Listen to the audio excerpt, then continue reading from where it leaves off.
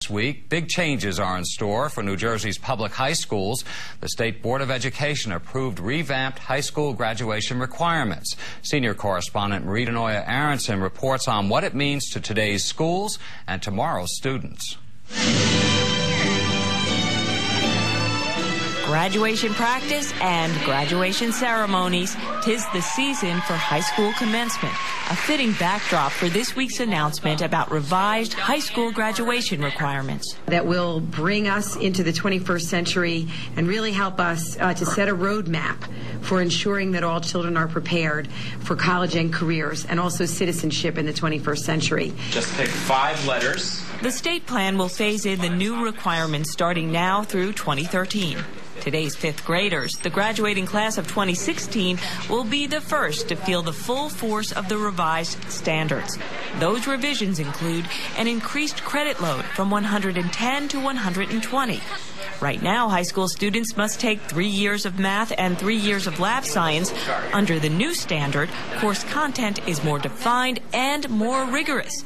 And there will be a half-year economics or financial literacy. It really does ensure students of their civil rights, and it means that no matter where they come from in school, what their last names are, what socioeconomic situation they may have at home, they will be well prepared. What does a high school in New Jersey look like after all of the new requirements are phased in? Have a look at Elizabeth, which already meets and exceeds the new standards. Our science is 4 years, our math and English are 4 years, and we already have what's called personal finance, where they're learning about their economics and how to write checks and do the banking. While the new state requirements boost graduation credits to 120, Elizabeth is already calling for 160. As a result, the school day has grown longer, running from 7:30 to 4 p.m. Senior Julianne Palais was in her sophomore year when it all changed. It was kind of tiring because, they expected you to go to school, do extracurricular activities, and then go home and study. At first, it was a little challenging, but after a while, you kind of got used to the routine. She is part of what officials here are calling a bumper crop of graduates. Several are bound for the Ivy League. As for Julianne, this upcoming year I'm going to Harvard. State officials say they recognize there are those districts that will have a tough time making the grade. But for them, there is funding and support in place to make it happen.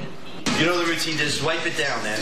Another concern shared by the NJEA, the loss of flexibility for certain students. For example, the VOTEC students who split their school days between their academic studies and their VOTEC certification classes.